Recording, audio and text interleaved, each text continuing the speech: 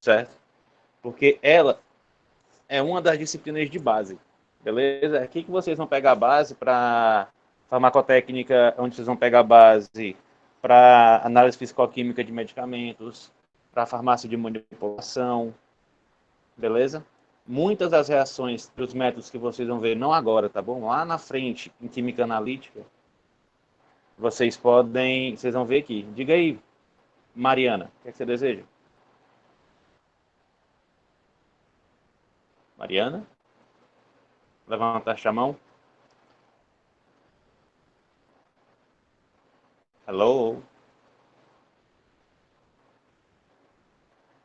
Acho que ela só levantou a mão mesmo. Tá bom. Pois, pessoal, nosso semestre vai ter bastante, só vai ter algumas aulas práticas, tá bom? Eu acho que terça-feira que vem eu já vou apresentar, foi sem querer, desculpa, nada, sem problema. Eu já vou apresentar o laboratório de química para vocês. A faculdade FVJ tem um excelente laboratório de química, certo? E lá nós vamos fazer algumas práticas bem bacanas. E eu preciso começar logo com o conteúdo, que a minha introdução é logo colocando vocês nos trilhos aqui de teoria atômica, beleza? Então, sem muita enrolação, bora começar? Vamos aqui. Deixa eu compartilhar minha tela com vocês.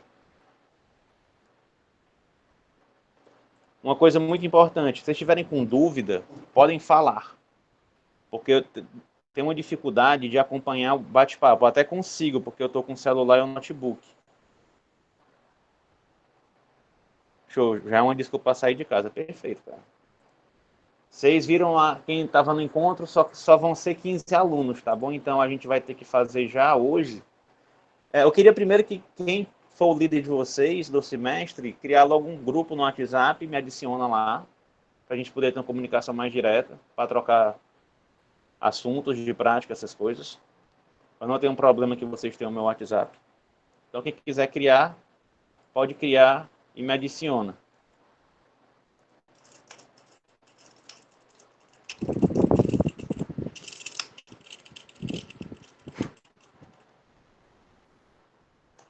Beleza? Então, vamos lá. Aí no grupo a gente vai combinando, porque vão ser só 15 alunos, por causa da pandemia, infelizmente ainda estamos nessa peleja. E vai ser meio limitado esse ponto. Então, bora lá. Boa noite, Maria Natália, tudo bem? Gostei, estamos bastante gente aqui. Espero que vocês interajam comigo, tá bom? Boa noite, professor. Boa noite. Então, deixa eu me apresentar, tá bom? Eu sou o professor Bruno. Ó a moto. Desliga o teu áudio, Maria Natália. Eu chamo de Maria ou de Natália? Pronto. Eu sou o professor Bruno, tá bom? Eu sou doutor em Química pela Universidade Federal do Ceará e eu já dou aula de Química na FVJ desde 2018. Então vocês são minha sexta turma de primeiro semestre. Minha filha de vez em quando vai participar aqui, tá bom? Botar o que? Peça a mamãe. Peça a mamãe. Minha filha tem 3 anos, então, galera, perdoem. Certo? Então é o seguinte.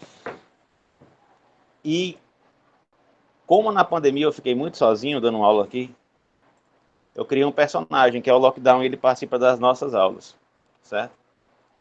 E ele vai lá fazer a comunicação comigo, mas se vocês não entenderem o que o Lockdown entendeu em algum momento, vocês podem perguntar. Para perguntar é só falar, não tem mistério não. Beleza? Não precisa. Pode mandar mensagem também, eu consigo acompanhar mais ou menos. Mas de preferência falem por áudio se for dúvida. Se for para responder alguma coisa que eu estou perguntando, aí de boa, porque eu vou estar olhando aqui para o celular para acompanhar as respostas. Mas se for dúvida, pode parar a qualquer momento. Oi. E aí, professor, nós vamos estudar o quê? A gente vai começar estudando, galera, teoria atômica e a estrutura eletrônica do átomo. Beleza? Que é o basicão mesmo da química que vocês veem normalmente lá no primeira aula do ano do ensino fundamental não, né? Do ensino médio. Aquela da teoria de Dalton, essa mesmo. Se você não lembra, certo? Como é que começou a teoria atômica? Lá com Demócrito. Beleza? Vocês lembram? Vocês sabem quem é esse cara? Esse cara teve a primeira ideia do que era o átomo, certo? E ele pensou no seguinte: o átomo é a menor parte da matéria que pode ser dividida, certo? Enquanto eu puder dividir alguma coisa, eu vou chegar a um ponto que eu não consigo mais dividir. Quando eu chegar nesse ponto, eu chego no átomo. Aí daí que vem esse nome dele maravilhoso aqui, ó, que é A, que é de negação, que significa não. Desculpa a letra de escrita, que é no mouse. E tomo é divisão, certo? Então é não divisão. Certo, daí que vem o nome, né? Átomo. Uhum. Não divide. Bom, como é que surgiu esse pensamento? Imagina aí, Demócrito, galera. Olha o ano, ó. Olha o ano aqui, ó. 460 a 370 antes de Cristo. Ou seja, a gente está em 2022 depois de Cristo. Isso aqui tem mais de 2.400 anos. Qual foi o pensamento do filósofo? Imagina que você pega um quadrado. Eu posso dividir esse quadrado em 4 pedaços. Certo? Eu posso dividi-lo de novo. Cada quadrado fazendo 16 pedaços. E sucessivamente eu vou dividindo. Cada vez em pedaços menores. Até que eu chego a um ponto que eu não consigo mais enxergá-lo, digamos assim. Que aí você vai imaginando o pensamento do filósofo. Eu estou quebrando aqui esse pedaço de pedra, já virou um pó. E eu continuo batendo. E provavelmente esse pó está virando algo menor. E eu consigo enxergar um pedacinho microscópico. Certo? Esse pedacinho microscópico, ele é o que a gente considera como se fosse o átomo. Certo? Alguma dúvida quanto a essa ideia de Demócrito? É um pensamento filosófico, galera. Não tem experimento nenhum. É só ideias. Ei, Tranquilo professor, para... Diga aí. tem uma senhora aqui querendo entrar na aula. Ela tá pedindo para você aceitar. Mas não está aparecendo para mim aceitar ela. Espera aí.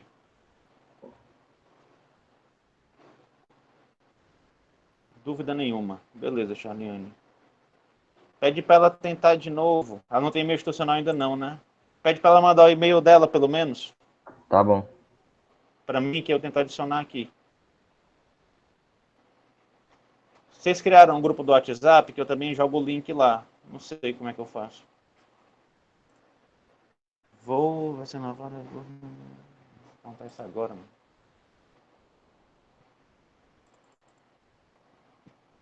Então, galera, vocês passam para ela esse link aqui no chat, ó. É o link da aula. É que não tá pedindo autorização para entrar aqui para mim, pelo menos. As que pediram, eu autorizei. Você quer perguntar alguma coisa, Maria? Professor, só uma palavrinha, certo? Fale. Assim, eu nunca fui bom de química no colégio, Certo. viu? Foi as matérias que eu só passava mesmo na rapa, Aham. como diz o Matuto.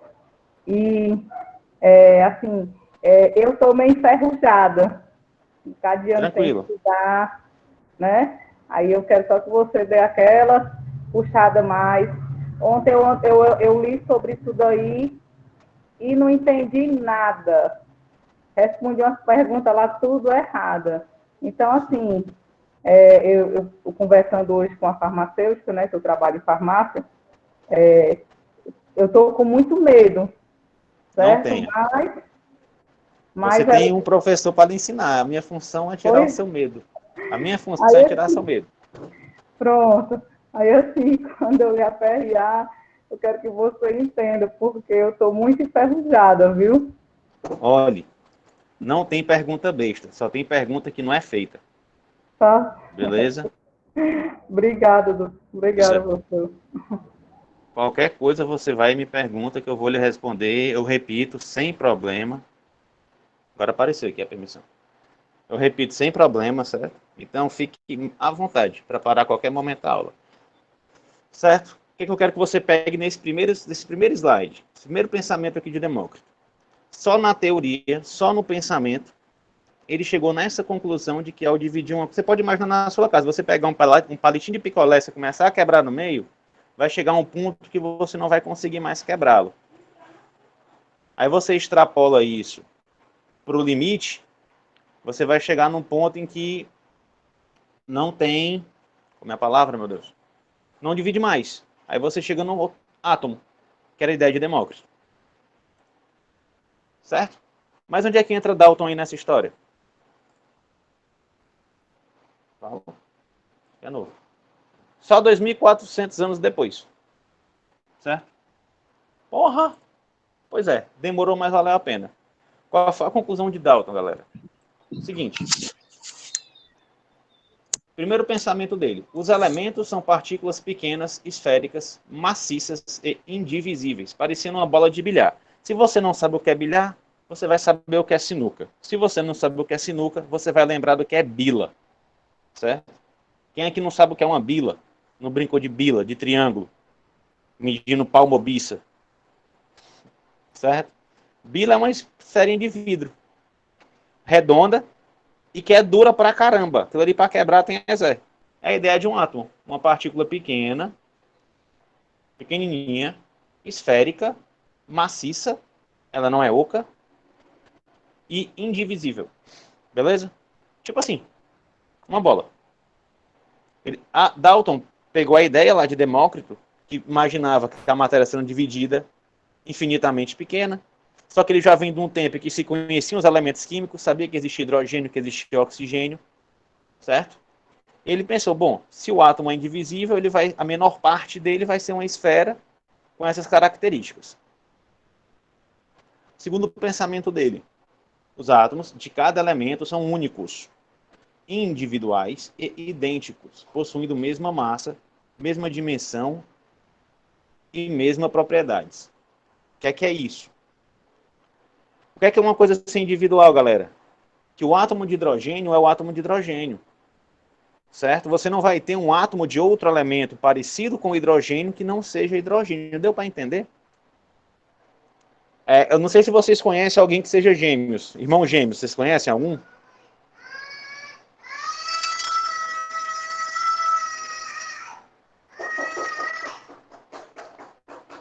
Sim, pois é. Até dois irmãos gêmeos são diferentes em algum ponto, porque eles são individuais.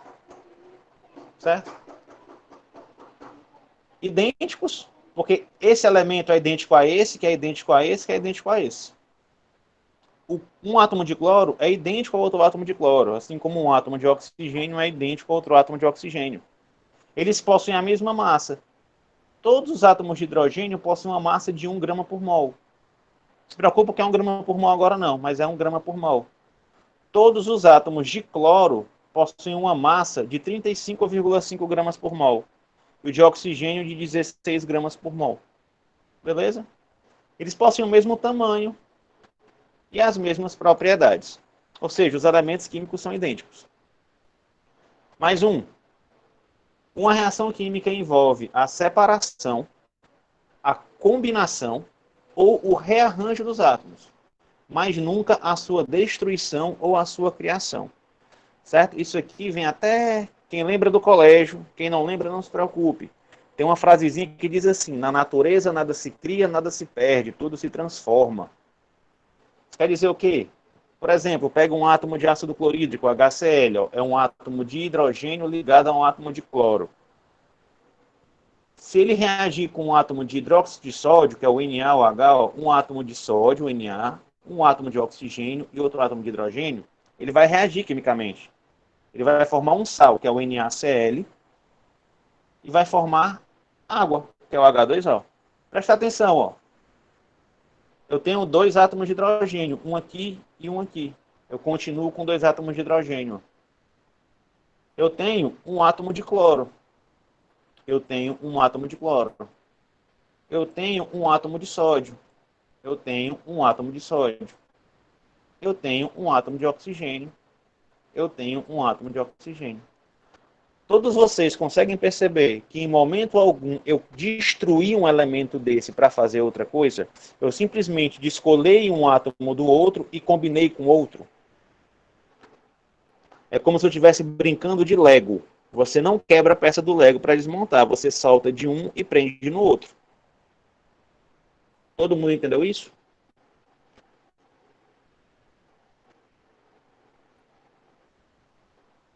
Beleza. O que mais? Os compostos são combinações de átomos de diferentes elementos em proporções de números inteiros. Eu vou ler de novo. Os compostos são combinações de átomos de diferentes elementos em proporções de números inteiros. Primeiro, o que é um composto? Um composto é uma molécula formada por mais de um átomo.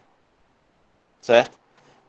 Por exemplo, se eu pegar 2 átomos de hidrogênio e juntar com um átomo de oxigênio, eu vou formar uma molécula de água. 2 átomos de hidrogênio com um átomo de oxigênio, eu vou formar uma molécula de água. 2 átomos de hidrogênio, as bolinhas azuis, e um átomo de oxigênio, a bolinha marrom. O que é que essa lei de Proust aqui está dizendo? Que é uma das explicações que Dalton traz. Os compostos são combinações de átomos diferentes, hidrogênio com oxigênio, são átomos diferentes se misturando, em proporções de números inteiros. O que é essa bendita proporção de número inteiro? Ela quer dizer o seguinte, ó. Se eu colocar outra molécula de oxigênio aqui, não vai formar uma água com 2 oxigênios. Isso aqui não vai acontecer, tá bom? Isso não acontece. Por que isso não acontece? Porque existe uma regra de proporção, onde 2 átomos de hidrogênio sempre vão reagir com um átomo de oxigênio para dar uma molécula de água. O que é que pode acontecer de diferente? Eu pegar 4 moléculas de hidrogênio, 4 átomos de hidrogênio, reagir com 2 átomos de oxigênio, eu vou formar o quê? 2 moléculas de água. Vocês perceberam que no primeiro caso, eu tenho uma proporção de 2. Deixa eu voltar aqui, ó. É 2 átomos para um átomo, formando um átomo. 2 átomos para um átomo, reagindo com um átomo, formando um átomo só.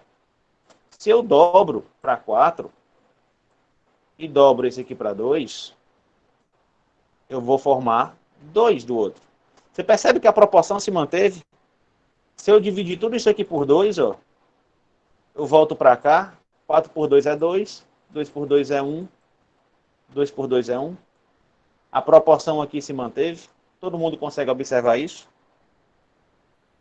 É isso que ele fala de proporção de números inteiros.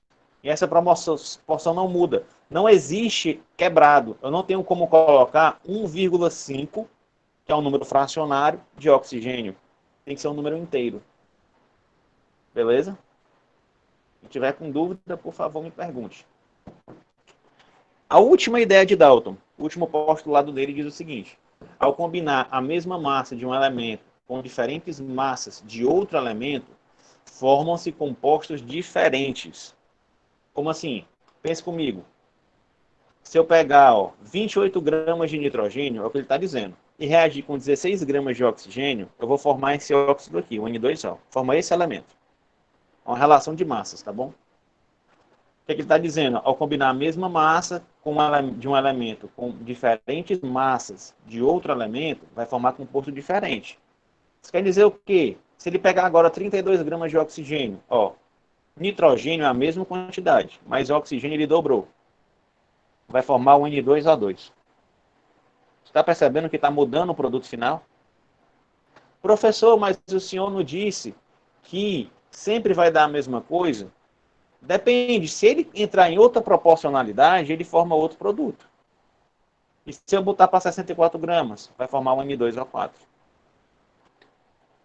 Pessoal, essas duas regrinhas, lei de Proust e lei de Dalton, mais na frente eu entro de novo nelas. Aqui eu quero só que vocês peguem a ideia. O que é a lei de Proust? Lei da proporção constante. Os compostos estão dentro de uma proporção definida de elementos. Uma molécula de água, por exemplo, sempre tem 2 átomos de hidrogênio e um átomo de oxigênio. A lei das proporções múltiplas, que é essa lei de Dalton que eu estou mostrando agora, fala que ao fixar a massa de um elemento e variar a massa de outro elemento, eu mudo o produto que eles vão formar ao se combinar. Beleza? Tá dando para acompanhar?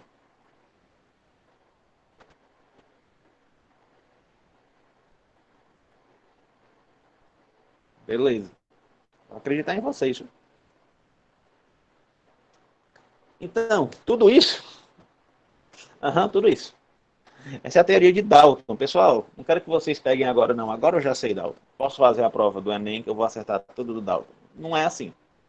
Certamente para quem está com dificuldade ainda. São 5 postulados. O que aconselho é que tem a aula do AVA lá e esses postulados estão lá escritos. Dê uma raciocinada em cima deles. Tentem puxar para alguma coisa do dia a dia de vocês. Certo? Um brinquedo de Lego. Você percebe bem isso. Se você quiser montar um robô, um bonequinho. Certo? Quem cozinha, por exemplo, se eu quiser fazer, sei lá, um sanduíche de queijo, eu preciso de 2 fatias de pão e 1 fatia de queijo. Pelo menos, é o mínimo. Agora imagina que isso é imutável. Se eu botar 2 fatias de queijo, não é um sanduíche de queijo mais. Digamos assim. Certo? Existem formas de você fazer várias analogias em relação a esse conteúdo. Beleza, então. Mas eu sei que o átomo não é indivisível. Vocês já sabem disso. Eles têm elétrons, eles têm prótons. Hoje em dia tem até mais coisas já. Bom, sim, mas Dalton não sabia. Beleza? Quem veio descobrir a existência dos elétrons foi Thomson, quase 100 anos depois de Dalton. Bom, já foi mais rápido que o Demócrito para Dalton, né? Que foi 2400, agora foi só 100 anos de diferença. Boa noite, Ana Paula. Foi sim. Thomson estava estudando o quê? Uma coisa chamada de tubo de raio catódico. Certo?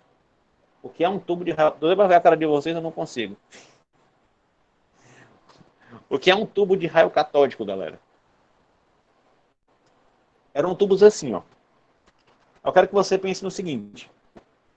Você tem aqui uma lâmpadazinha, uma bolinha de metal de carga positiva, que é chamada de cátodo. Uma bolinha de metal de carga negativa, que é chamada de ânodo. E um painelzinho fosforescente. O painel fosforescente, quando ele recebe luz, ele marca, ele queima. Certo?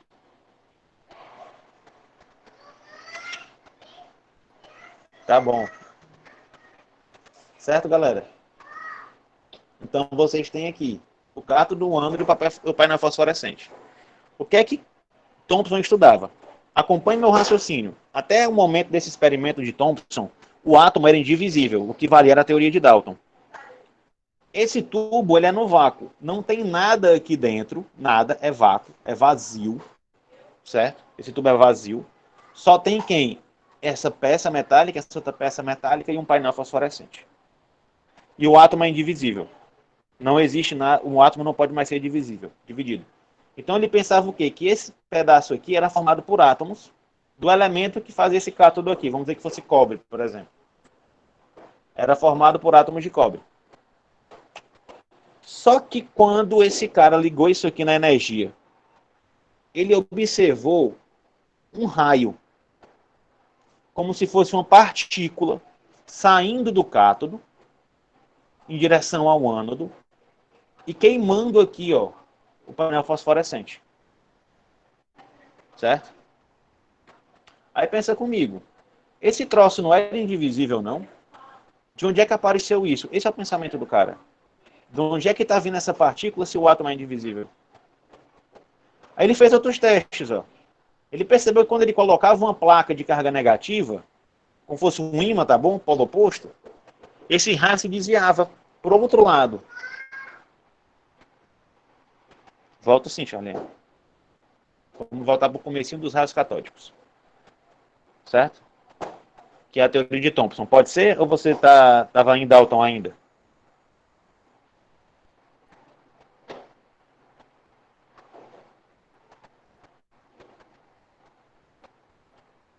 Beleza.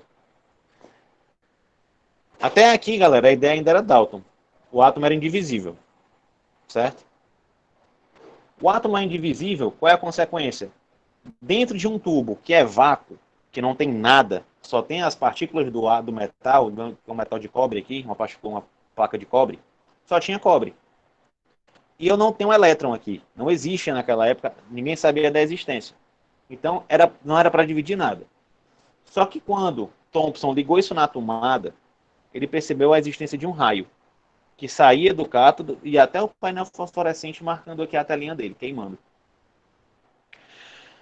Aí ele, caramba, não era para sair nada daqui, mas está saindo. Agora já foi. O átomo não é mais indivisível, eu não posso dizer isso. Porque existe uma partícula que pode ser desprendida do átomo. Eu só não sei que partícula é essa, mas ele não é mais indivisível.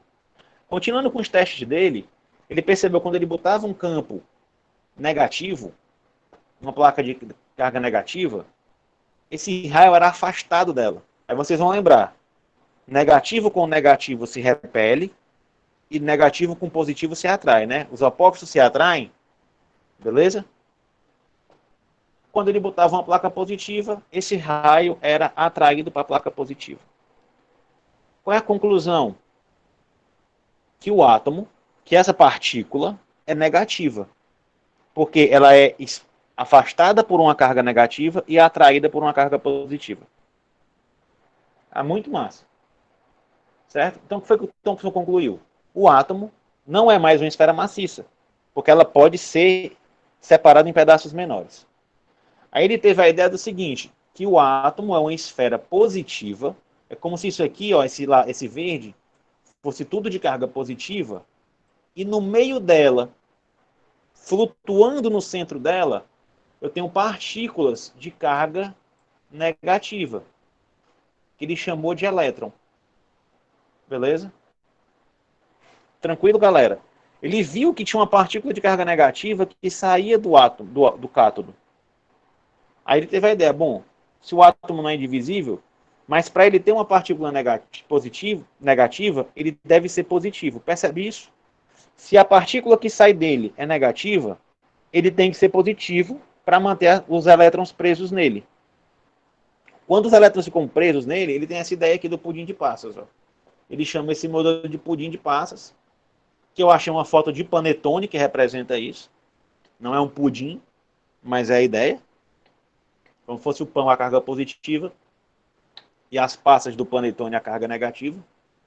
Beleza? Rapaz, isso é louco. Vocês estão acompanhando, pessoal? O pessoal deve estar coçando a cabeça aí. Primeira aula de química, esse cara já está falando essa ruma de coisa. Faz parte, pessoal. Depois fica mais fácil. Ou não. Certo? Outra coisa que ele fez muito massa. Outro cientista, isso aqui é mais curiosidade, tá bom? Outro cientista conseguiu calcular a massa do elétron. Como que ele fez esse troço? O peso do elétron. Repara aqui que nos ensaios de Thomson, ó, ele encontrou a razão massa pela carga. Certo? Ele descobriu que a carga dividido pela massa é igual a esse valor aqui, ó. Certo? Coulomb por grama. Aí esse cara aqui, que é o Millikan, fez um experimento louco, onde ele pegou uma partícula de óleo, ele fez um spray, tipo quando você volta lá. Diga aí, Gabriel. Quase que eu não vejo. Fala, homem. Ah, print. Vai lá. Printou?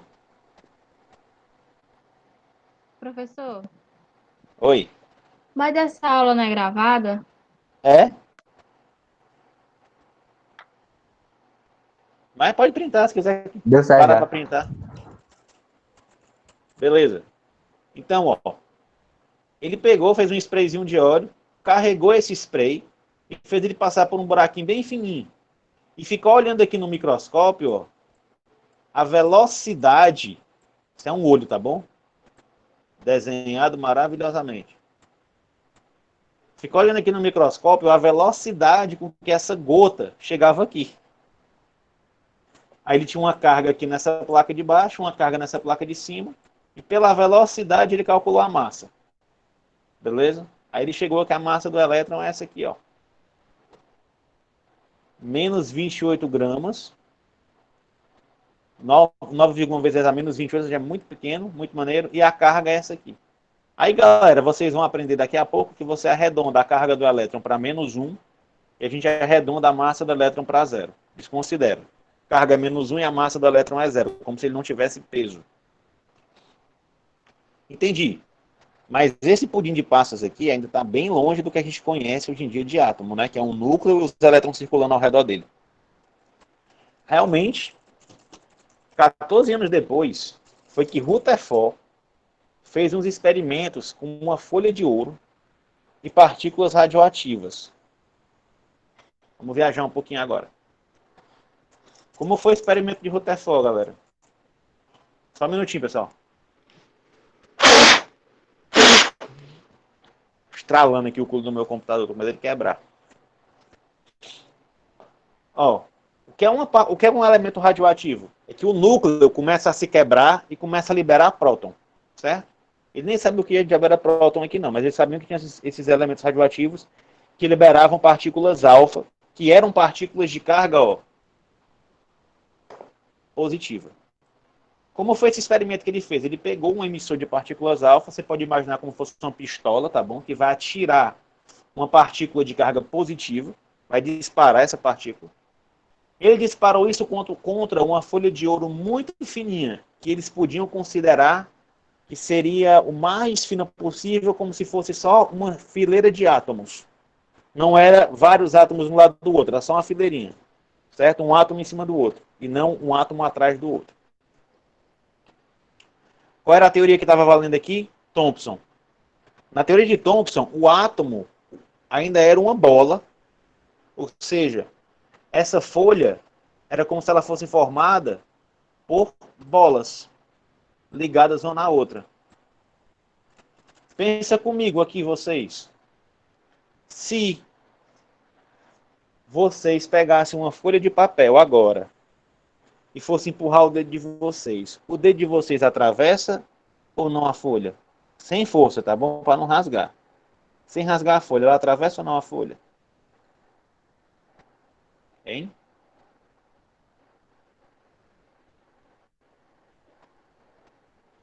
Não, por quê? Porque a folha é maciça. Ela tem lá as fibras da celulose mantendo a folha ligada, né? Como é que era na cabeça de Rutherford? Essa folha de ouro aqui, ó, era do mesmo jeito. Essa partícula não era para atravessar essa folha, mas quando ele dispara, as bichas atravessam. Só que algumas se desviam e outras são ricocheteadas, bate na folha e volta. Na cabeça desse cara, meu irmão, deu um nó. Ele falou assim, putz grila, o que diabo é que está acontecendo aqui? Por que é que esse negócio está ultrapassando já que não era para ultrapassar? Era para todo mundo rebater igual essas duas aqui, ó.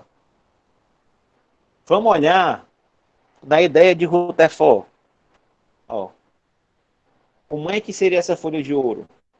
Galera, ela é vazada.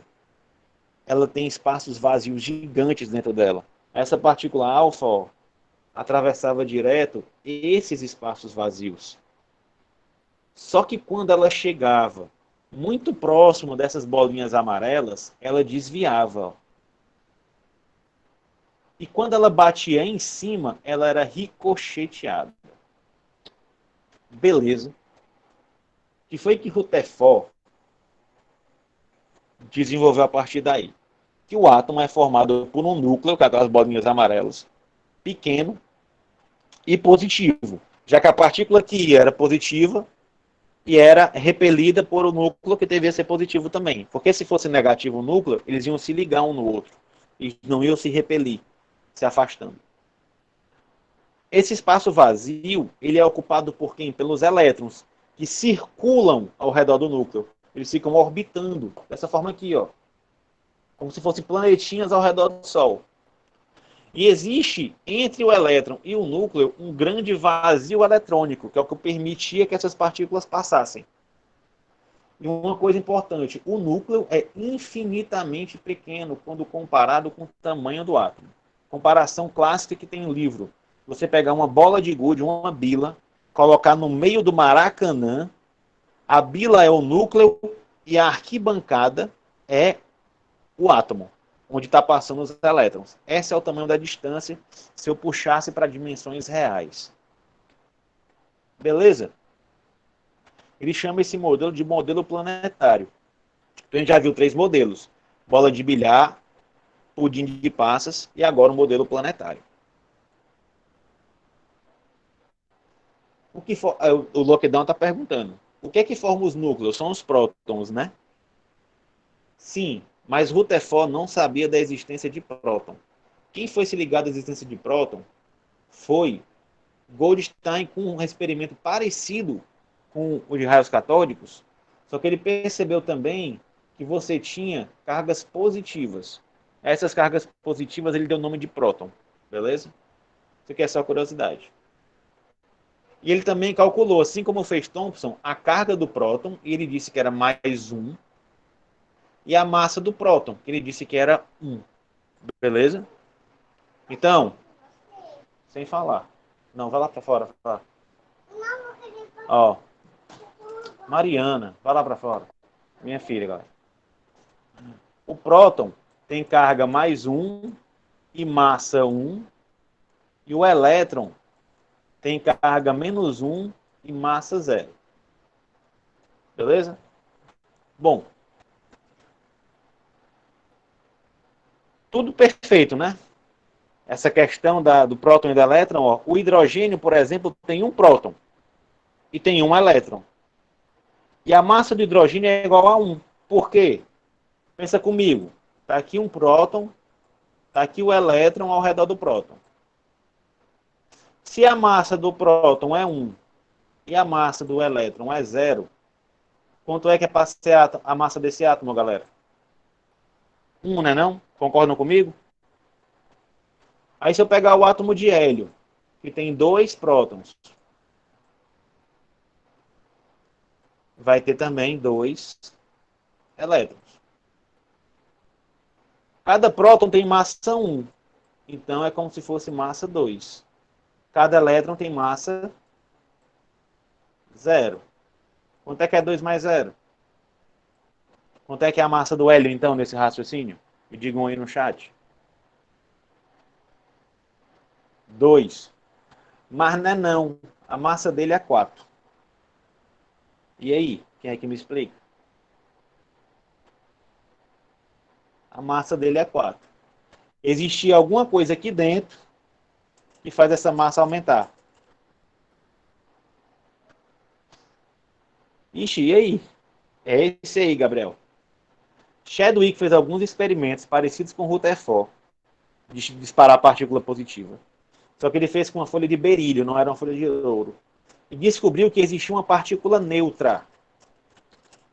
Essa partícula neutra também tinha massa de 1. A gente chega aqui nessa divisãozinha, ó. A massa do próton é 1 e a carga do próton é mais 1. A nêutron tem massa igual a 1 e carga igual a 0.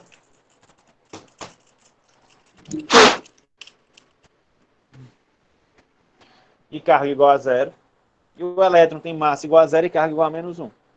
E o átomo fica nessa configuração aqui, pessoal. Ó. Você tem os prótons e os nêutrons no núcleo e os elétrons circulando ao redor desse núcleo. Para que serve um nêutron? Alguém sabe me dizer? Qual é a função do nêutron aqui? Pode falar por áudio. Dou-lhe uma. A estabilizar o núcleo. Exato, doutor. Por quê? Imagina se não tivesse essas bolinhas roxas. Eu ia ter carga positiva encostando em carga positiva. Isso é impossível. Positivo com positivo se repele. Não se junta. Então, os nêutrons estão ali para deixar eles um pouquinho afastados. Ó. Essa distânciazinha aqui. Ó. Aí você estabiliza o núcleo atômico. Excelente, doutor. É isso aí. Todo mundo entendeu, galera, até agora?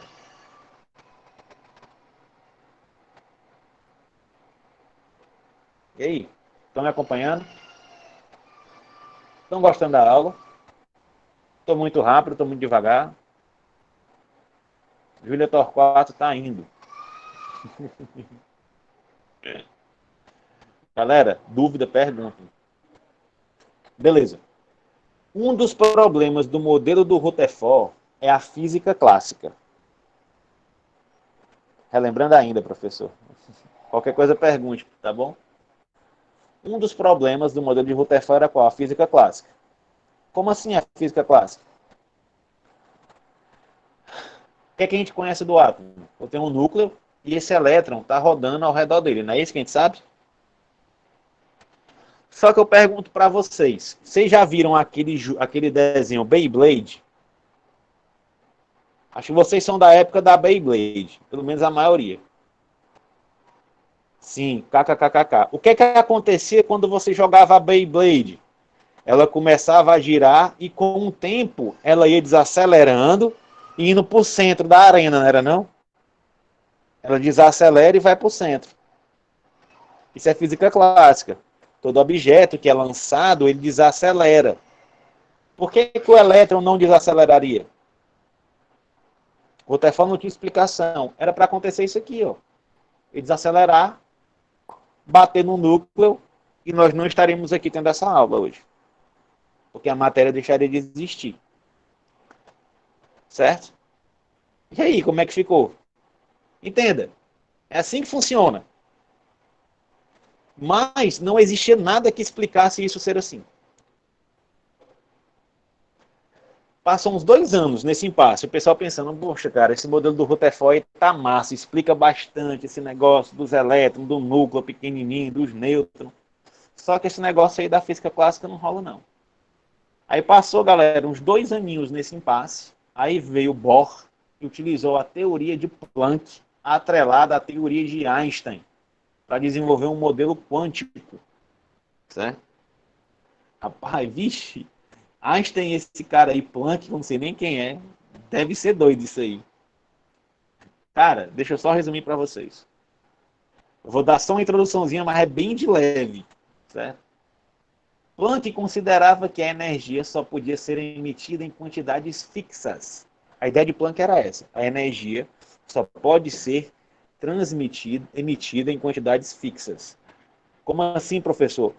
Eu não consigo, na ideia de Planck era o seguinte, eu tenho que transmitir, né? Eu vou ter que ligar uma luz, por exemplo. Vou falar um exemplo que não tem nada a ver, mas que talvez sirva de exemplo para vocês. Eu vou ter que ligar uma luz. Para ligar aquela luz, eu preciso de 100 de energia. Se eu botar 99, ela não liga. E se eu botar 101, não faz diferença. O que vale é o 100. A quantidade é fixa. Certo? Como assim? Imaginem o seguinte. Imagina aí que vocês estão com R$1.000 no bolso agora para receber. Certo? Vocês estão com... O cara vai pagar R$1.000 para vocês. Mas esse cara só pode pagar para vocês esses valores em pacotinhos fixos. Tipo, ele pode te dar pacotinho de 100, pacotinho de 200 ou pacotinho de 500. Vocês estão me acompanhando? Ainda não entendi, não. Isso quer dizer que ele nunca vai poder te dar R$150, nem R$101 e nem R$450. Certo? Entendi. A quantidade de dinheiro, energia... Não, energia eu botei aspas. Ó. A quantidade de dinheiro, que é energia, que é recebida por você, absorvida, ou é distribuída, energia emitida, ela é fixa. Isso quer dizer o quê? Que ele pode te dar 10 pacotes de R$100 para chegar em 1.000. Ou ele pode te dar 5 pacotes de 200. Ou ele pode te dar 2 pacotes de 100, de 500. Vocês percebem que é a mesma quantidade, mas, mas esse dinheiro, essa energia está quebrada em pacotes fixos? Vocês entenderam? Essa era a ideia de Planck. Beleza? Só que Planck pensou isso, pessoal, para a luz, tá bom? A energia luminosa. E Einstein entra onde nessa história? Cara, Einstein pegou essa teoria para explicar uma coisa chamada de efeito fotoelétrico. O que é o efeito fotoelétrico? Efeito foto o quê? Teve gente que tem certeza que pensou nisso agora, igual o lockdown aí. Efeito foto o quê, professor? Efeito fotoelétrico. O que é esse efeito fotoelétrico?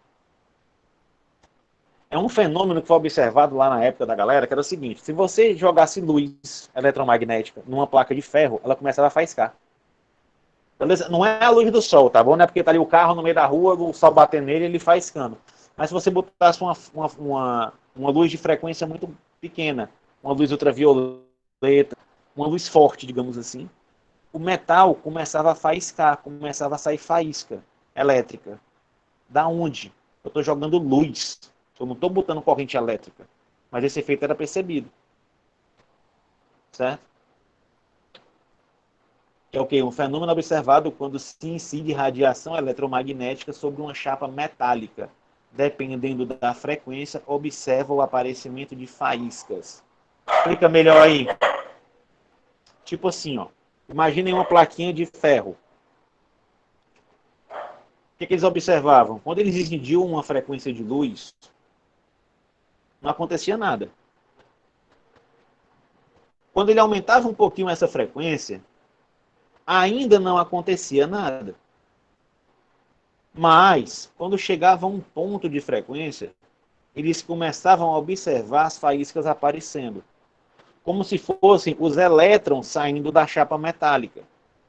Certo? Estão me acompanhando, pessoal? Percebam que qualquer quantidade, antes de chegar nessa frequência específica, nessa quantidade específica de energia, não fazia o elétron sair do metal. Quando chegava numa frequência específica, o elétron saía. Beleza para vocês? Sim ou não? Pronto. O que eles perceberam também?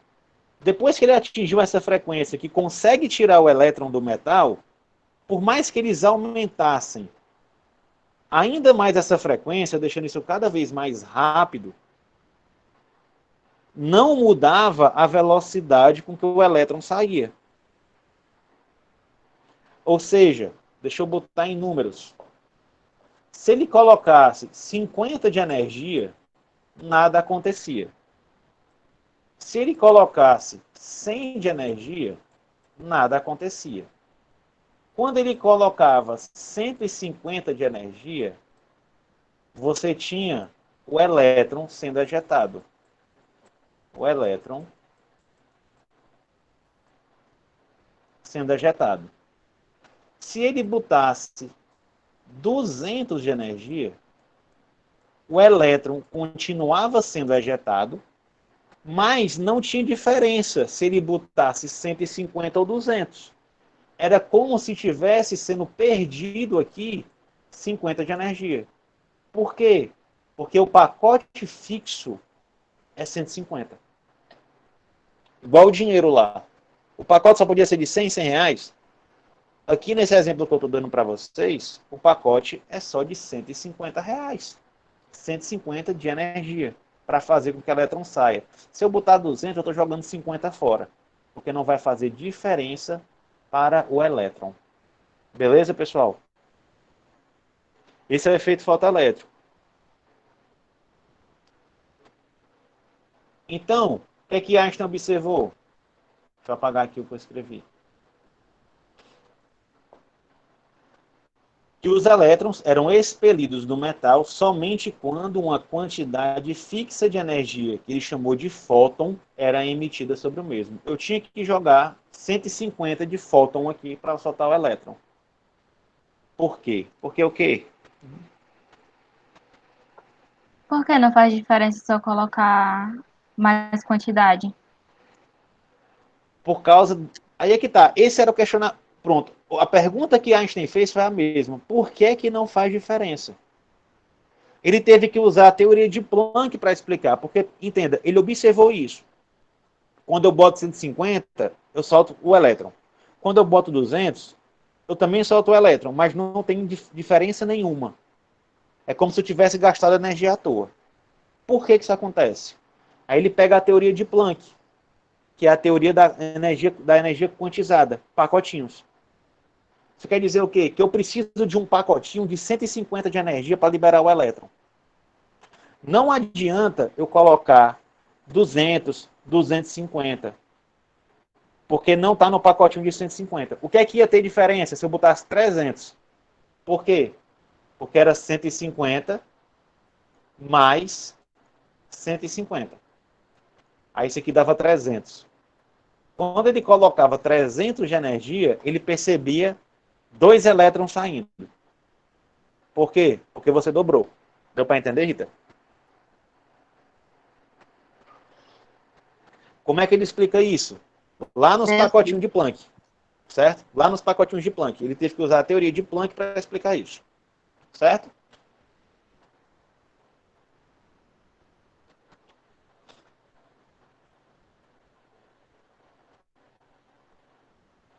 Certo. E como é que Bohr usou isso no modelo dele? Rapaz, é o seguinte. Bohr, ele estudava uma coisa chamada de espectro de linha, que alguns átomos formavam quando tinha luz, era difratada. Como assim? Vocês já brincaram de Vocês já viram um arco-íris no céu? Hein? Acho que todo mundo já viu um arco-íris, se não viu na vida real, viu em imagem. O que é o arco-íris? É quando a luz do sol bate no tempo chuvoso, que está cheio de água na atmosfera, a luz do sol baixa, ela refrata, ela se quebra nas cores da luz branca, que é a cor do arco-íris, vai do violeta até o vermelho. Que é o que acontece, se eu pegar uma lâmpada, por exemplo, e jogar num prisma, eu tenho uma formação de um arco-íris, das cores do arco-íris, que é a refração. Qualquer lâmpada normal que é luz branca, ela vai aparecer todas as cores. Se você pegar um CD, quem tiver CD em casa ainda, não sei nem se o pessoal ainda usa isso, e você botar ele debaixo da luz do teu quarto, e tu mexer no CD, tu vai ver essas cores aqui aparecendo. Porque ela difrata dentro do CD, que ele é um espelhinho, mas ele também consegue difratar a luz. Isso é chamada de difração, tá bom esse efeito? O que é que Bohr observava? Isso era um experimento que era feito. Entenda que aqui já tinha um modelo de Rutherford lá funcionando. O pessoal imaginava o núcleo mesmo e os elétrons ao redor do núcleo. Bom, quando ele pegava uma lâmpada de hidrogênio, como assim? É uma lâmpada com gás hidrogênio aqui dentro, e ele liga isso na energia, aquece até ela soltar a luz. Quando essa luz era emitida, ela passava num prisma, ela aparecia somente 4 linhas. Olha a ideia. Se eu pegasse uma lâmpada normal, aparecia todas as cores do arco-íris. Se fosse uma lâmpada cheia de gás hidrogênio, que só tinha um elemento hidrogênio, só aparecia 4 linhas. Mas era só com hidrogênio que isso acontecia? Não. Se fosse com sódio, uma lâmpada cheia de sódio, jogava num prisma, você ia ter um espectro de linhas diferentes. Era como se fosse, pessoal, uma identidade. É como se fosse a impressão digital. Cada elemento tinha um espectro de linhas desse. Certo? Tranquilo? Cada elemento tinha um espectro de linhas desse. Estão me acompanhando?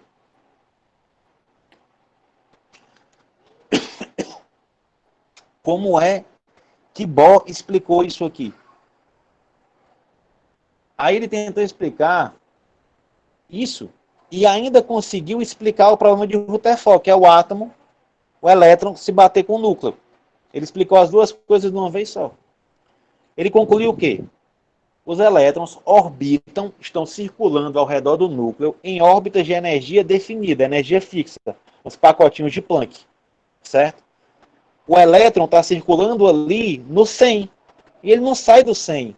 Então ele não tem como chegar em 0 para bater no núcleo, já que ele só atende pacotinhos de 100. A outra camada seria pacotinhos de 200, certo?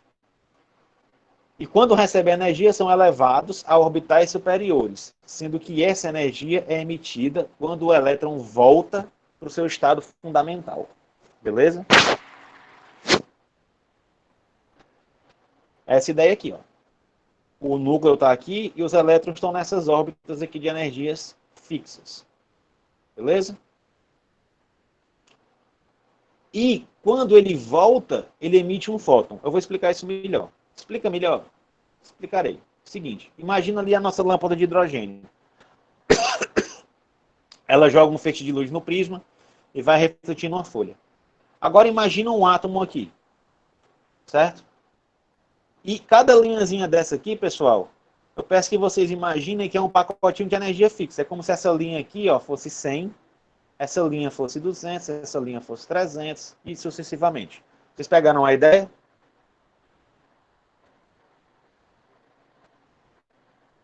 Beleza? Posso seguir com a explicação?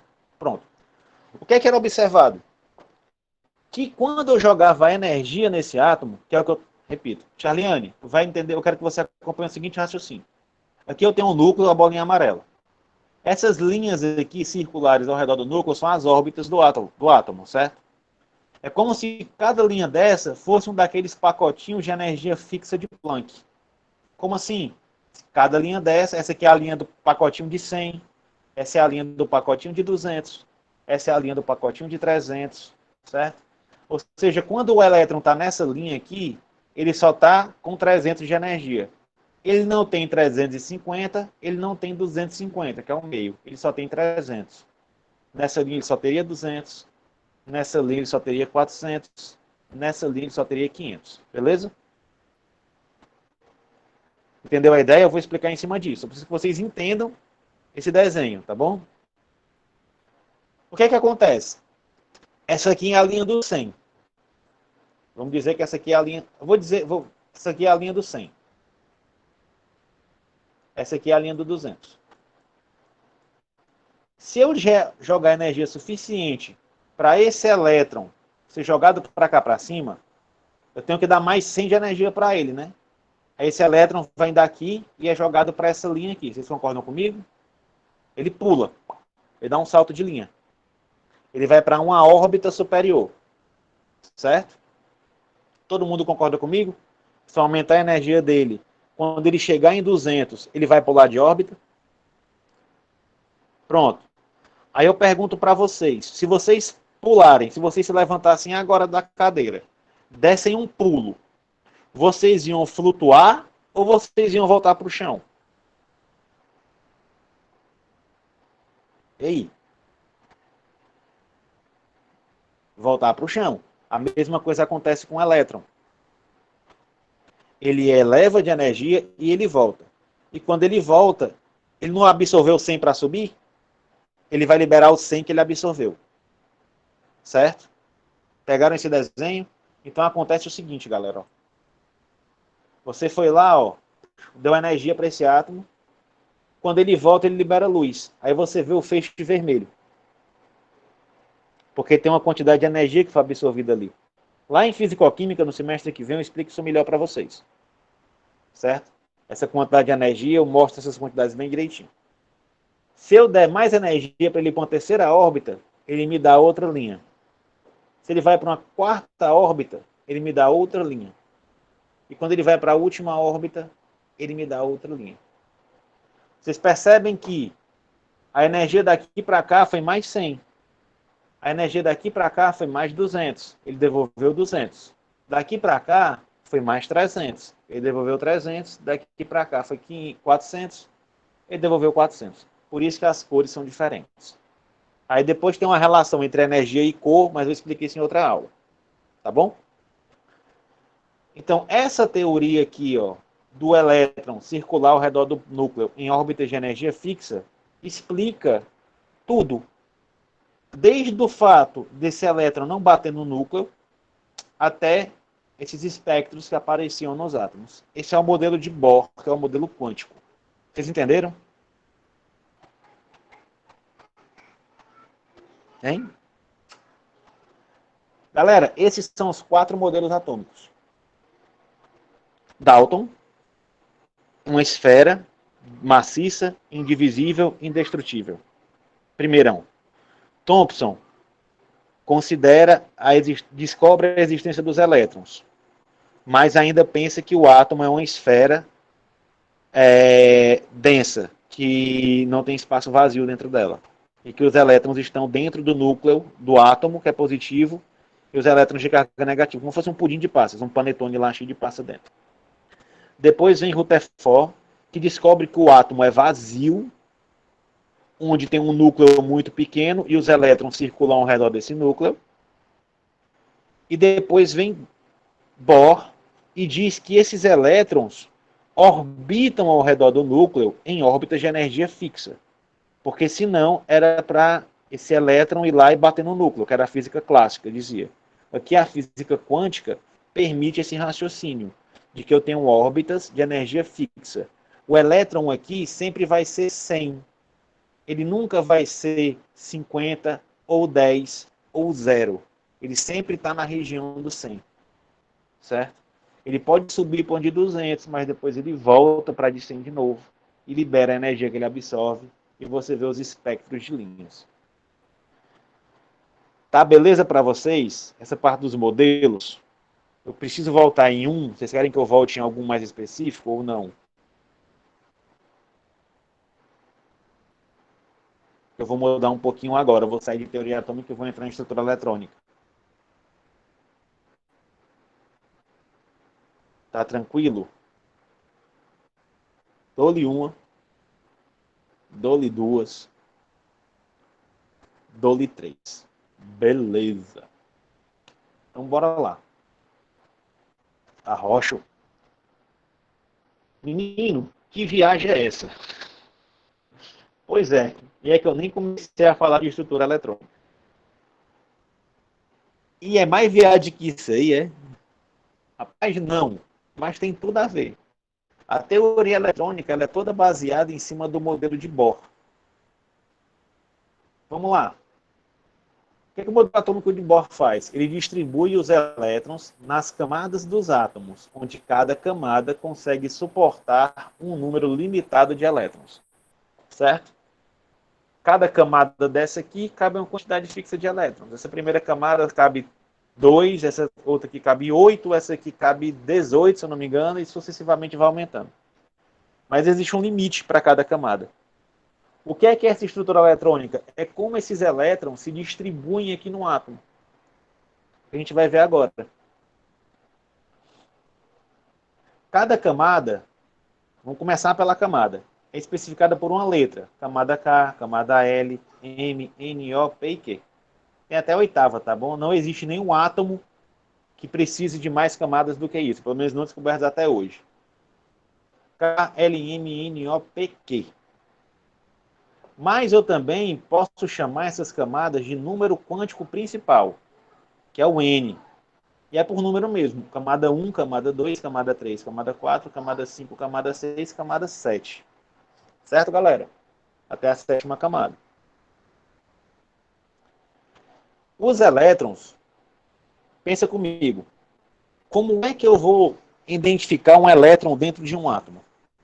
Já que tem átomo que tem, sei lá, 37, 82 elétrons. Como é que eu sei qual elétron, se eu quiser saber, eu quero saber onde é que está o elétron 50. Eu tenho 87, eu quero saber cadê o 50, onde é que ele está no átomo. Como é que eu faço um negócio desse? Certo? Existe como? É chamado de conjunto de números quânticos. É isso aqui, ó. Deixa eu pegar aqui o marca-texto. Aqui, ó. Determinada pelo conjunto de números quânticos. Certo? Os elétrons podem ser identificados pela posição que eles ocupam no átomo, e essa posição é determinada pelo conjunto de números quânticos que compõem aquele elétron. Número quântico, sim, são 4, tá bom? 4 números quânticos. Ele é tipo, pessoal, um endereço do elétron dentro do átomo. Se eu perguntar, você mora onde, professor? Eu moro na rua Papi Júnior 1048 Altos. Certo? Quem quiser mandar presente, o CEP é 60 430 350. Você consegue me achar? Você pensar assim, não, eu gosto muito do professor, vou mandar R$ 100 para ele. Você consegue mandar pelos correios para mim, R$ 100. Só pegar meu endereço. Se eu quiser saber o endereço do átomo, eu preciso saber os 4 números quânticos que o compõem. Certo? Eu vou saber onde é que ele está. Tipo, sabendo esses números, eu tenho uma noção da posição, é isso? Isso, você vai saber em que camada aquele átomo está, em que subnível ele está, em que posição no espaço ele está, e se o momento magnético dele está para cima ou se está para baixo. Peraí, você falou 1 quilo agora, eu não entendi 1 grama. Explica um por um, vá lá.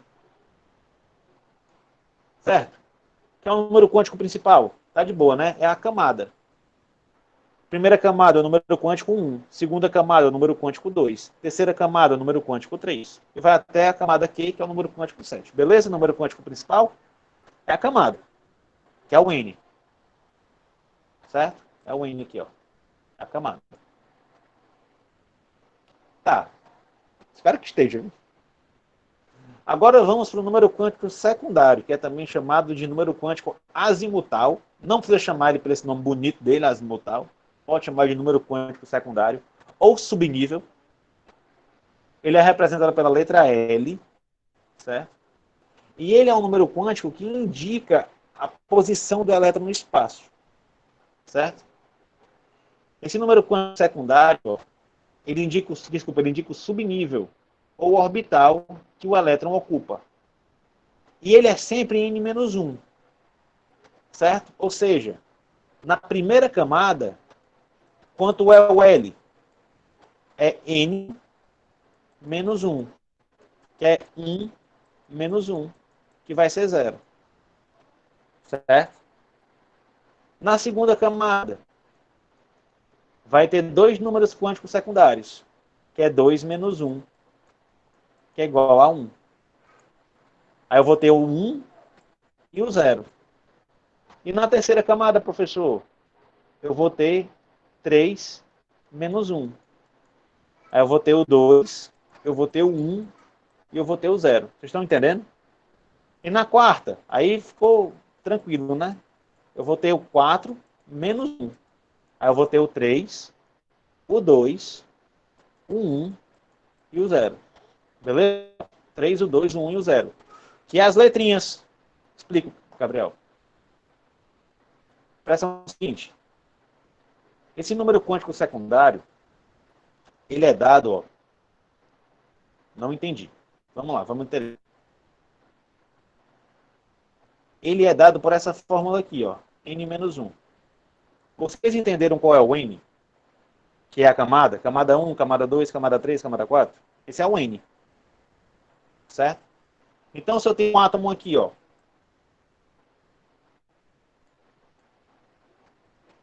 E eu tenho um elétron que está na primeira camada. Esse elétron vai ter o N igual a 1. Certo? Esse elétron vai ter o N igual a 1. E ele vai ter o L, que é esse outro número quântico aqui, ó, o L, igual a N menos 1. Quanto é 1 menos 1? É 0. Beleza? Que é o S, ó. Quando o número quântico secundário é 0, ele é representado pela letra S. Lembra lá o S, o P, o D e o F da distribuição eletrônica? Tá aqui, ó. Quando esse L é 0, tu tem o S. Beleza? Agora, imagina comigo um átomo de duas camadas. E eu estou com um elétron aqui na segunda camada. Na segunda camada, esse L, esse N agora é quanto? É 2. Então, quanto é que vai ser o L? 2 menos 1. Que vai dar quanto? 1. Concordam comigo?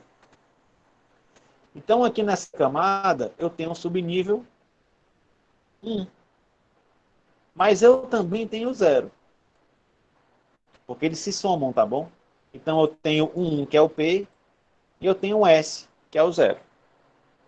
Estão entendendo? Nessa camada aqui, eu tenho tanto 0 como eu tenho um 1. Nessa primeira camada aqui, eu só tenho o 0. Porque é 1 menos 1, que dá 0. Aqui é 2 menos 1, que dá 1 e o 0. Se eu tivesse uma terceira camada, um elétron que está nessa camada aqui, quanto seria o N dele? Me digam aí no chat. Um elétron que está na terceira camada, 3. Quanto é que seria o L dele? 3 menos 1. Quanto é que dá 3 menos 1?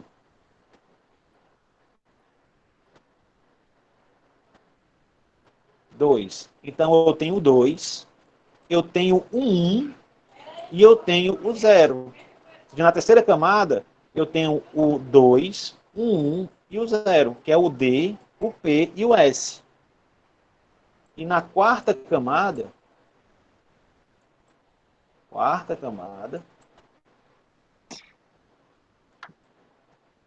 eu tenho um N igual a 4, L4 menos 1, aí eu vou ter o 3 o 2, o 1 e o 0. Que é o F, o D, o P e o S. Beleza, galera? Então sempre fala sobre os números anteriores que eles passaram, é?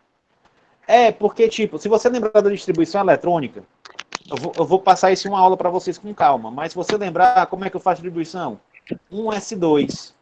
Na primeira camada, só tem um S. 2S2, 2 e 6. Repara que eu tenho um S e tem o P, ó. Eu tenho um 0 e tenho um 1. Aí tem uns que tem assim, ó. 3S2, 3P6, aí 4, 2. Aí bem aqui na frente, ó, 3D, 10. Na terceira, eu tenho um E, eu tenho um P e um S. Percebeu? 2, 1 e o 0. Na terceira. Você vai ver 3F. Você nunca vai ver 3F. Por quê? Porque na terceira não cabe o F. Mas você vê o 4F na distribuição harmônica. 4F14. Por quê? Porque na camada, ó, você pode ter o F. Beleza, pessoal? Eu vou abordar a eletrônica, então não tem, quem não tem lembrado não se apavore. Só distribuição eletrônica. Certo? Entendeu?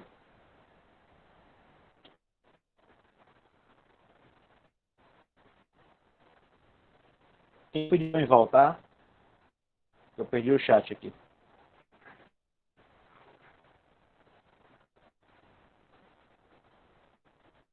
Eu não sei se é aqui o meu notebook, mas não dá pra te escutar direito, não. Tá tipo cortando.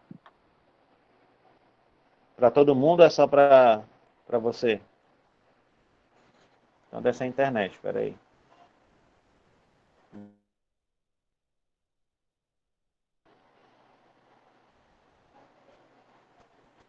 Som 1, 2, 1, 2, som. Ei, 1. Tá melhor, pessoal? Botei meus dados móveis aqui. Mas tá melhor, tá cortando ainda. Pronto. Estamos terminando aqui, dá para me gastar os dados móveis aqui um pouquinho. Beleza? Então vocês entenderam isso aqui desse secundário? Certo? Ele é essa letrinha aqui, ó. Então, essa camada 1 só tem um S, essa camada 2 tem um S e o P, essa camada 3 tem um S, o P e o D, essa camada 4 tem um S, o P, o D e o F. Se eu tivesse uma camada, quando eu tiver a quinta camada, eu tenho o S, o P, o D, o F e o G, mas ele não existe, porque não existe um átomo que chegue até lá. Tá bom? Mas teoricamente ele existe. Show, próximo. Aí nós temos o número quântico magnético, que é o ML, que ele vai indicar a posição no espaço ocupada pelo elétron dentro daquele subnível específico. Pressão. O primeiro diz qual é a camada. O segundo diz qual é o subnível. O terceiro vai dizer em que posição do espaço. Se ele está para cima, se ele está para baixo. Sempre serão representados por essas letras. O 0, S, o 1, P, o 2, D e o 3, F. Certo? Você nem lembra desses números, você lembra mais das letras S, P, D e F. Certo? Esse número terceiro aqui, o ML, que é o magnético, ele vai te dizer se o elétron está para cima, se ele está para baixo, se ele está para a direita, se ele está para a esquerda, se ele está circulando, fazendo cirandinha, se ele está dando pirueta para trás. Certo? É tipo assim, o primeiro está na casa, o segundo está no quarto, o terceiro está de cabeça para baixo. Beleza? É nesse endereço. Certo? Ele vai te dizer o quê? Vamos lá, o S, ele é sempre esférico, certo? Ele é sempre, isso aqui é o 0. Ele é sempre esférico, ele é uma esfera. Aí, galera, vocês sabem o que é plano cartesiano, né? Você tem aqui o eixo Z, o eixo X e o eixo Y. Assim, ó. X. Quero terminar aqui, para que já está estourando nosso tempo. X, Y e Z. É só você olhar para o canto da sua parede que você vai ver esse plano cartesiano. É uma seta para cima, uma seta para o lado, assim, e uma seta assim. Beleza? Como o S, ele tem um formato de esfera. Ou seja, ela não tem posição. ele está pegando todos os lados. Está pegando o Z, está pegando o X, está pegando o Y. Aí ele só tem um quadradinho, ó. Para caber orbital e eu chamo ele de zero. É o zero. O 2, o número P, o subnível P, certo? Que é o 1, ele tem 3 posições possíveis.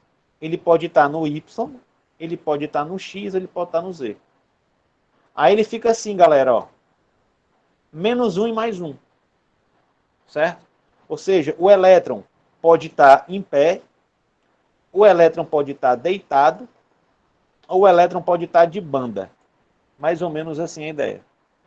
Se o elétron estiver aqui, ele está num eixo. Se o elétron estiver aqui, ele está em outro eixo. Se o elétron estiver aqui, ele está em outro eixo. Entenda que ele está localizando, tá bom? O subnível D é um pouquinho mais complexo, mas ele assume que valores menos 2, menos 1, 0, mais 1 e mais 2. É tipo assim, ó. Vamos lá. Volta aqui.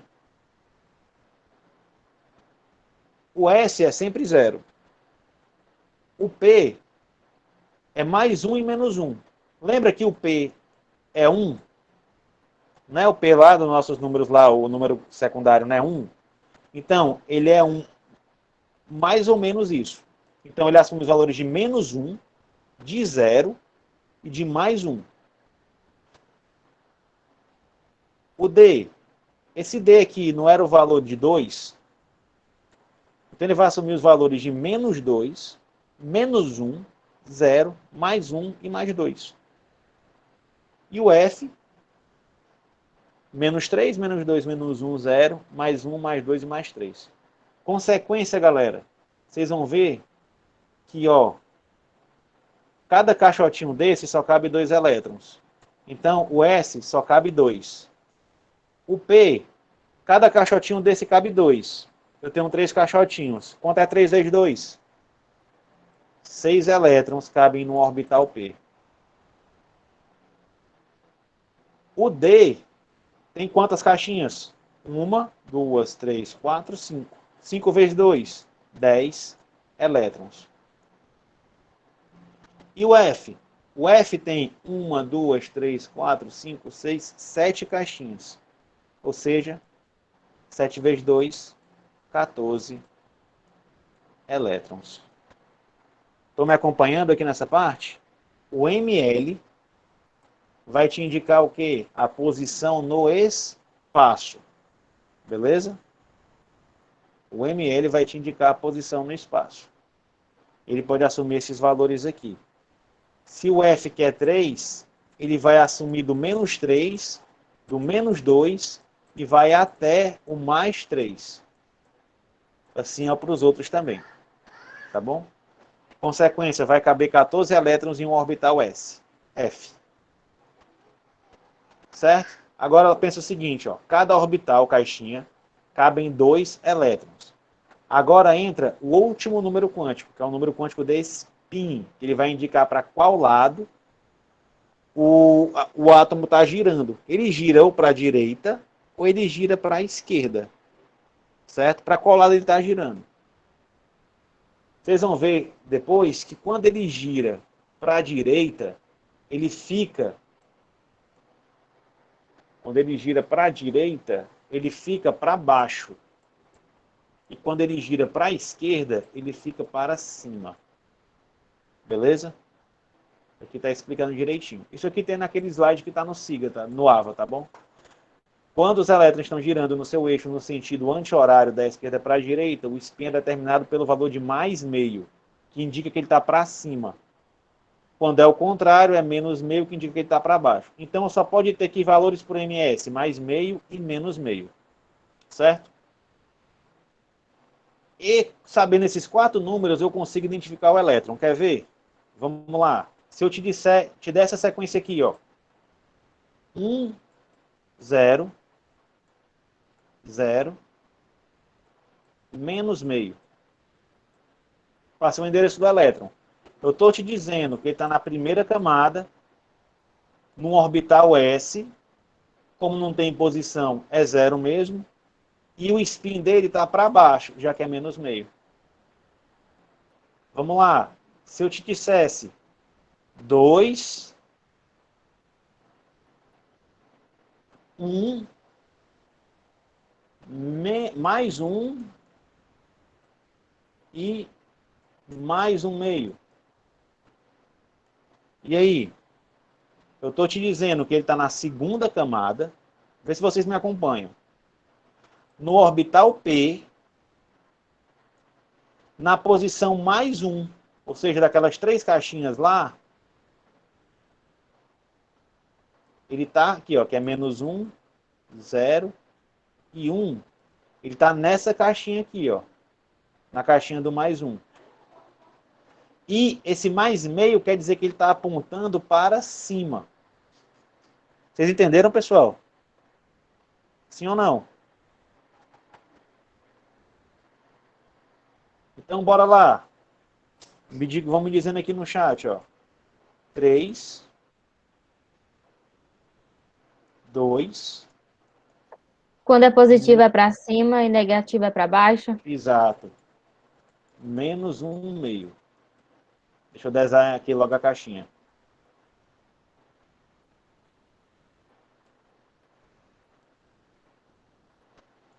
Vamos lá. Ele está em que camada? Me responda aí no chat. Que é o principal. Ele está em que subnível? S, P ou D? Que é qual? 2? É o D. Isso. Menos 2. Ele está em que caixinha dessa? Nessa ou nessa? Lembra lá que é do menos 2, 1, dananã, até o mais 2. Tá aqui, né? Na caixinha do menos 2, sim ou não? Na primeira. Ele está para cima ou ele está para baixo?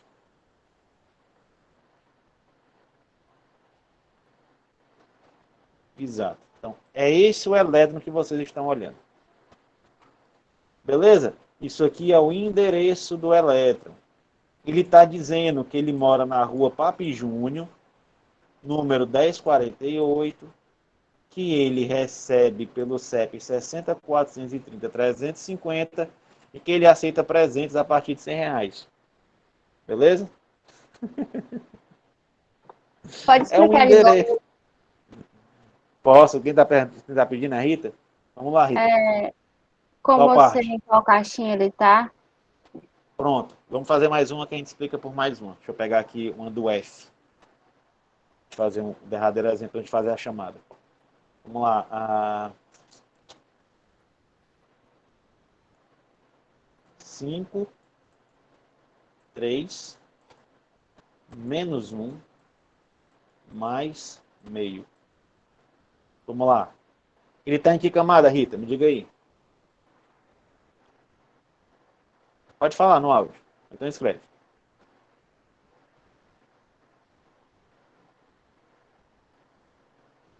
Rita? Rita? Participa, mulher? Não sei. Esse primeiro número aqui, ó, é o N. Ele vai te dizer a camada. Então, esse primeiro número que aparece é a camada. Aí tu lembra lá do átomo? Aqui o núcleo. Ele é a primeira, a segunda, a terceira, a quarta. Ele está na quinta. Certo? A quinta, que é esse primeiro número. Esse segundo número aqui é o L. Ele vai te dizer a letra. Certo? Que é aquela. O 1, o 0 é o S. O 1 é o P. O 2 é o D. E o 3 é o F. É o número quântico secundário, o L. Ele não é 3, então é o L. Certo? Que é quem? O F. Então, ele está no orbital F. O orbital F, ele tem 7 caixinhas. 1, 2, 3, 4, 5, 6. 1, 2, 3, 4, 5, 6, 7. Certo? Por quê que ele tem 7 caixinhas? Porque ele vai pegar esse valor aqui de 3, ó, ele vai do menos 3 até o mais 3. Passando menos 3, menos 2, menos 1, 0, mais 1, mais 2, mais 3. Certo? Então, tu tem aqui o menos 3, menos 2, Vai passar um pouquinho do tempo de vocês, galera, mas paciência aí, por favor. 0, mais 1, mais 2. Eu tenho que fazer a chamada, mais 3. Certo, Rita? Ele está te dizendo aqui, ó, o ML vai te dizer em que posição ele está. Dessas caixinhas aqui, qual é a caixinha do menos 1? Não é essa? Sim ou não?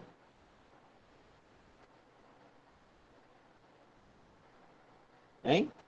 Pronto. Então ele está nessa caixinha. Agora ele está em que? Ele está para cima ou ele está para baixo? Se positivo Tá é pra para cima, cima. porque é positivo é pra Exato. cima. Então ele está aqui, ó. Esse endereço aqui está te dizendo que tu está na quinta camada, num orbital F, na posição menos 1 para cima. Entendeu?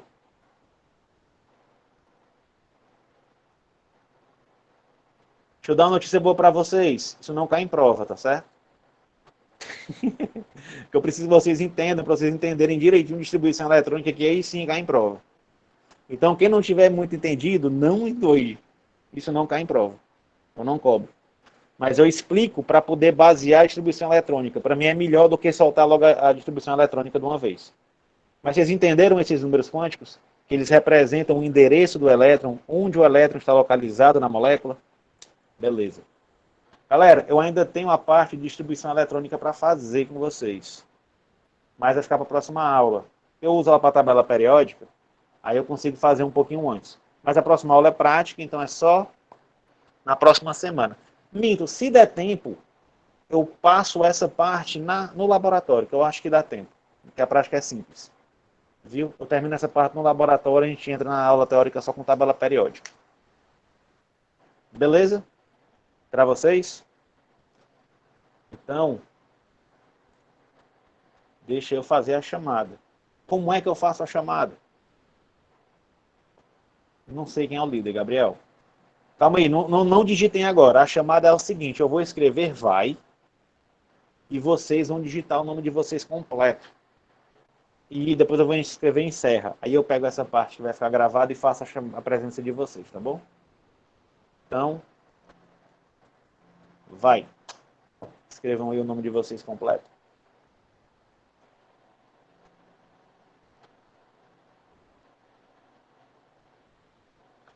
E aí, galera, não escrevam, falem, tá bom? Que o pessoal tá fazendo a chamada. O que vocês acharam da aula? Tá boa? Posso manter nesse formato? Foi Tá tediante? top.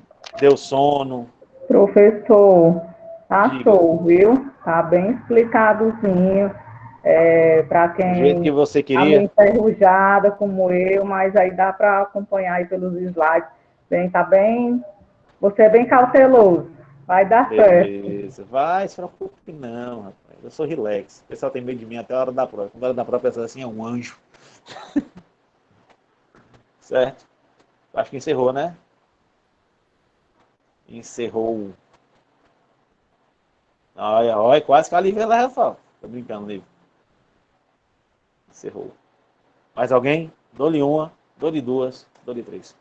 Pessoal, obrigado pela participação de vocês. Espero que vocês se mantenham assim participando. Eu sei que nem todo mundo participou, não sei porquê. Fiquem à vontade, tá bom? Mas participem. Facilita muito a minha vida. Certo? Obrigado. Uma boa noite para vocês e até semana que vem. Criem o grupo, me adicionem para a gente combinar para fazer a lista de quem vai para o laboratório, porque só entram 15. Se for 16, um vai ficar de fora. Então a gente tem que combinar isso bem combinado. Quando Certo? seria? Terça-feira que vem. Tá bom. Viu? Um abraço. Tchau, tchau.